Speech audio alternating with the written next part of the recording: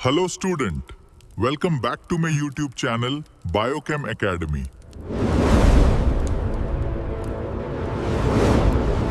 तो अभी तक हम लोगों ने बीजांड द्वार के बारे में पढ़ा था। बीजांड द्वार के आधार पर कुछ चीजों को जाना था, ठीक है, जिसमें हमने ऋच के बारे में पढ़ा, प्रतीप के बारे में पढ़ा और आज हम लोग अर्ध प्रतीप के बारे में पढ़ेंगे, ठीक है। चलिए हेडिंग डालिए, अर्ध प्रतीप। एक नंबर में पूछा जाता है कि ऋज क्या होता है। बीजांड द्वार के आधार पर ऋज को परिभाषित करिए। आप प्रतीप क्या होता है, ठीक है, या जिसमें सबसे ज्यादा महत्वपूर्ण जो है वो वक्र है, ठीक है। बीजांड द्वार के लिए वक्र क्या होता है, ठीक है, ये याद अभी हम इसके बाद जो लिखा जाएगा वो ज्यादा महत्वपूर्ण कई बार पूछा गया है, ठीक है। चलिए तो लिखिए इसमें थोड़ा बहुत। ये इस आकृति में होता है, जैसे आपने देखा होगा एक हेयर ड्रायर की हेयर क्लीनर को ज्यादा से बाल सुखाए जाते हैं।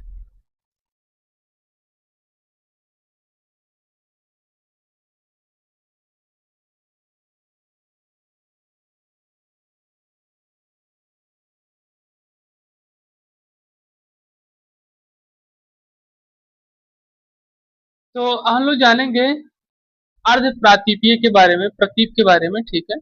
आप यहाँ देख सकते हैं ये एक तरीके से जो भ्रूणकोश बना हुआ है या जो अर्ध प्रातीप बना हुआ है, आप देख सकते हैं ये कंप्लीट है नहीं यहाँ तक, जो मतलब पूरा होना चाहिए था। इसीलिए इसमें बताया क्या है, ये समझिए। बताया जाता है कि इसमें एक निभाग, निभाग आप इसको देख सकते हैं। निभाग एक ऐसी व्यवस्था होती है, ठीक है, इसको हमने बताया था। ये बीजांड के यानी कि जो ये पूरी व्यवस्था है आपके वो बीजांड वृंत की जो इसकी पूरी व्यवस्था है, उसके ऊपरी भाग में हल्का सा खुला हुआ यानी खाली स्थान रहता है। फिर बताया था, फिर बताया निभाग व बीजांड द्वार, ये है इसका बीजांड द्वार। बीजांड द्वार जो होता है, ठीक है, जो एक तरीके से आपको बताया गया था, कौन सा, अध्यावरण। अध्यावरण एक व्यवस्था होती है जो इन दोनों के बीच में होती है, ध्यान रखिएगा। ये जो दोनों बनी हुई स्लाइड है, इन दोनों के बीच में आपके बीजांड द्वार होता है, एक तरीके से बीजांड रहता है। मतलब ये जो बना हुआ है ये पूरा आपका ये बीजांड द्वार है, इसको एक तरीके से बाउंड्री के रूप में बताया जाता है। तो बीजांड द्वार के अंदर भी बाउंड्री है, मतलब ये जो द्वार है ये बीजांड का द्वार है। इसके अंदर बीज रखे हुए हैं, ठीक है, ये भ्रूण कोष है ये। तो ये इसके बाहर की तरफ ये बीजांड द्वार है और इसके बाहर की तरफ क्या है, अध्यावरण है। अध्यावरण जो एक तरीके से होता है दो लेयर में होता है, ठीक है। और कहीं कहीं हमने आपको पढ़ाया है अध्यावरण कहीं एक भी होते हैं तो दो भी, और किसी किसी में होते ही नहीं, ये भी हमने पढ़ाया था आपको, ठीक। तो ये हो गया आपके अध्यावरण के बारे में। फिर क्या है कि निभाग व बीजांड द्वार एक सीधी रेखा में होता है, ठीक। इसमें क्या होता है, बीजांड द्वार एक तरीके से बताया जा रहा है कि बीजांड द्वार एक सीधी रेखा में होता है। तो ये जो बीजांड द्वार इसका दिया गया किस तरीके से सीधी रेखा में होता है ये बताया जा रहा है। हल्का से झुका है लेकिन उसको सीधी माना जाता है, ठीक, सीधी रेखा में होता है। तथा बीजांड वृत्त समकोण बनाता हुआ, ये जो बीजांड वृत्त दिया गया है ये समकोण बनाता हुआ, ठीक है, इस तरीके से ये देखिए, इस तरीके से समकोण बनाता हुआ क्या होता है, मुड़ा रहता है, ठीक, ये बताया था। ये है आपका क्या, अर्ध प्रतीप के बारे में। अर्ध प्रतीप इसी आकृति में और इसी तरीके से ये होते हैं। और एक चीज ध्यान रखिए कि ये पूरा एक तरीके से कंप्लीट नहीं करते इसको। अगर आप देख सकते तो हमने जो आप बीजांड जो वहां पे बनाए थे भ्रूणकोश को, तो हमने देखा हुआ इस आकृति में बनाया गया था, ऐसे था और यहाँ ऐसे बीजांड रखा हुआ था। लेकिन ये जो है इस तरीके से बना हुआ है, आप देख सकते हैं इसको, ठीक। और ये इधर के तरफ मुंह किए हुए। अब ये होता किसमें है, ये जो प्लांट है, ठीक है, रेननकुलस, ठीक है, रेननकुलस में क्या होती है, एक ऐसी प्रजाति है जिसके अंदर इस तरीके के भ्रूणकोश का निर्माण होता है। किस तरीके से, जिसका बीजांड वृत्त समकोणीय होता है, ठीक है। बीजांड द्वार जो होता है एक तरीके से भ्रूणकोश के सीधी रेखा में रहता है। निभाग और निभाग के और बीजांड द्वार के बीच में कम से कम 3 लेयर पाई जाती है, दो आवरण की, जो दो अध्यावरण की और एक बीजांड द्वार, ठीक। ये चीज आपको बताया था किसमें, अर्ध प्रातीप में। और इसके बाद फिर हम लोग क्या समझेंगे, वक्र के बारे में, ठीक है। तो इसको आप नोट कर लीजिए और कुछ पूछना हो तो बताइए, फिर नहीं फिर आगे बढ़े।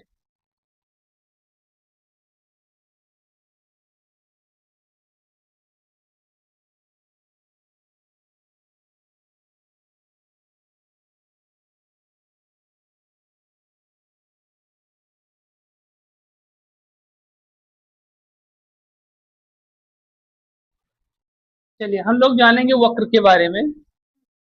ये भी एक ऐसे तरीके का बीजांड होता है, ठीक है, ऐसा बीजांड वृंत है जिसे मतलब वक्र के रूप में देखा गया है। इसमें होता क्या है, इसमें बताता है कि इस प्रकार का जो बीजांड है वह कुछ मुड़ा हुआ होता है। जैसे आप देख सकते हैं ये जो आपका पूरा बीजांड तैयार है एक तरीके से क्या है, मुड़े हुए यानी एक तरीके से वक्र की आकृति में बना हुआ है। ठीक, जिस कारण बीजांड द्वार और निभाग दोनों एक सीधी रेखा में होते हैं। आप देख सकते हैं यहाँ पर कहाँ चला गया।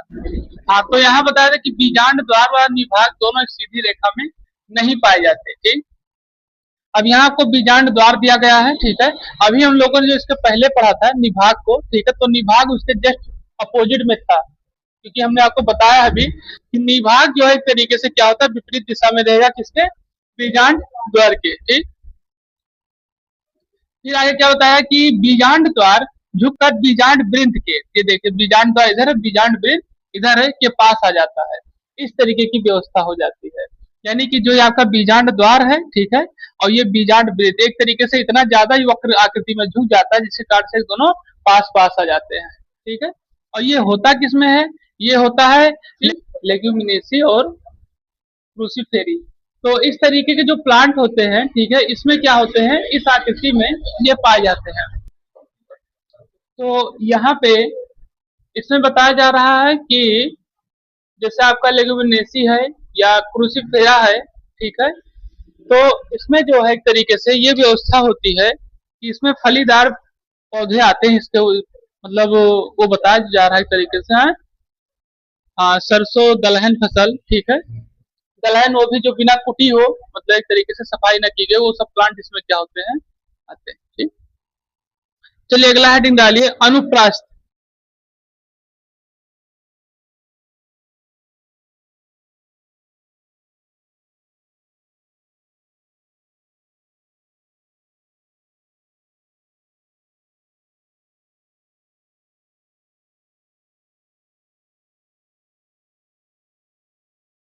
तो इसमें बताया अनुप्रस्थ के बारे में। ठीक है, आप इसको देख सकते हैं, एक तरीके से अनुप्रस्थ काट कर लग रहा है ये। ठीक है, आकृति इसकी जो है तरीके से लंबवत में लग रही है।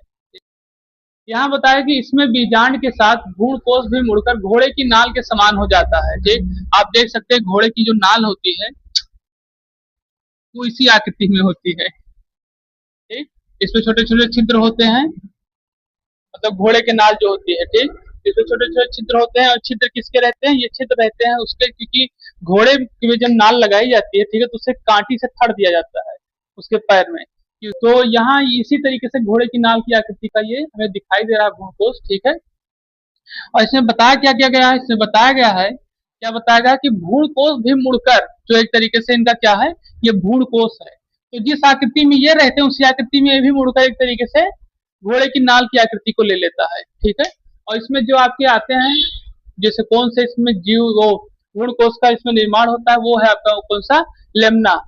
ठीक है, लेमना है जो एक तरीके से अनुप्रस्थ काट के रूप में इसके बीजांड या भ्रूणकोष उपस्थित होते हैं। ठीक है, ये है आपका क्या, अनुप्रस्थ है। अब इसके बाद हम लोगों का एक और बचा हुआ है जो कि कुंडलित है। ठीक, और उसके बाद आपका बीजांड द्वार के आधार पर यह आपका खत्म हो जाएगा। इसके बाद एक और है जो कि कुंडलित है। तो अभी तक हम लोग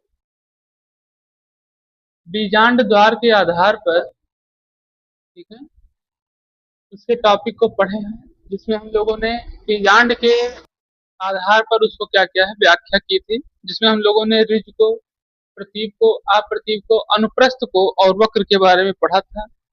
आज हम लोग पढ़ेंगे किसके बारे में, कुंडलित के बारे में। ठीक है, कि ऐसे कौन कौन से प्लांट होते हैं जिसके बीजांड एक तरीके से कुंडलित नुमा स्ट्रक्चर में मौजूद रहते हैं, यानी कि कई घेरों के बाद उनका निर्माण होता है, यानी उनके घर, उनकी भ्रूण पे बहुत सारी बाउंड्रियों का अब एक तरीके से अध्यावरण का निर्माण रहता है। तो चलिए लिखिए कुंडलित। इसमें जो आपके जो आते हैं प्लांट, वो जैसे आपके नागफनी है, इसको हम लोग देखेंगे किस तरीके से। चलिए,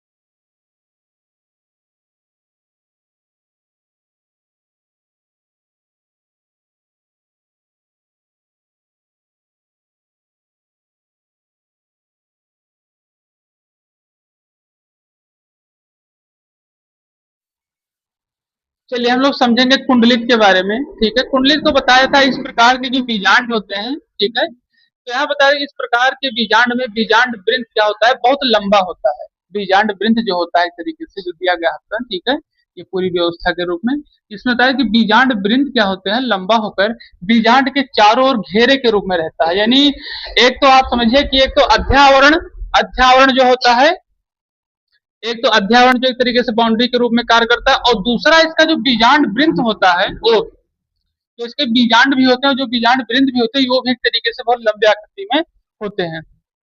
और इसकी व्यवस्था आप देख सकते हैं कहाँ पर, इसकी व्यवस्था आप नागफनी में देखते हैं, कैक्टस के जो प्लांट होते हैं उनमें आप देख सकते हैं, क्योंकि उनके जो ये क्या होते हैं भ्रूणकोश होते हैं, इस आकृति में क्या होते हैं, पाए जाते हैं कैक्टस के रूप में।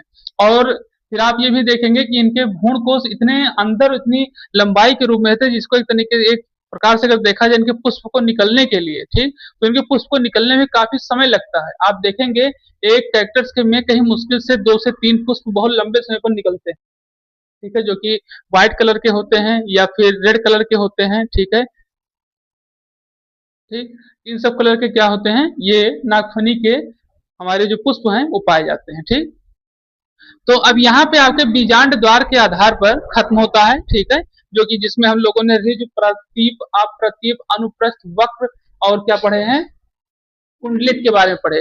अब हम लोग आज शुरू करने वाले हैं गुरु बीजाणु जनन के बारे में। हम लोग अब शुरू करेंगे क्या, गुरु बीजाणु जनन, ठीक। चलिए हेडिंग डालिए गुरु बीजाणु जनन।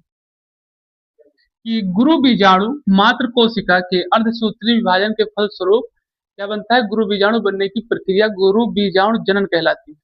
तो अब एक एक चीज को इसमें हम समझेंगे। सबसे पहले चीज, ठीक, कि सबसे पहले जानेंगे कि गुरु बीजाणु तो आप लोग जानते हैं, ठीक है, इसको हमने बताया है कि गुरु बीजाणु क्या होता है। हम लोग जानेंगे कि गुरु बीजाणु के माध्यम से, ठीक है, अर्धसूत्री विभाजन को समझेंगे कि अर्धसूत्री विभाजन क्या होता है, ठीक है। तो इसको समझने के लिए थोड़ा बहुत इसमें हमें लिखना पड़ेगा, फिर हम लोग जानेंगे, हम आपको ध्यान होगा तो हमने इसके बारे में आपको बताया था एमएमसी के बारे में, ठीक है, मदर सेल, हाँ क्या, हाँ, माइक्रो मदर सेल के, माइक्रोस्कोपिक मदर सेल के बारे में हमने बताया था, ठीक। तो इन सब चीजों को हम क्या करेंगे, समझेंगे। इसमें अर्धसूत्री विभाजन में यह वह महत्वपूर्ण प्रक्रिया है, यह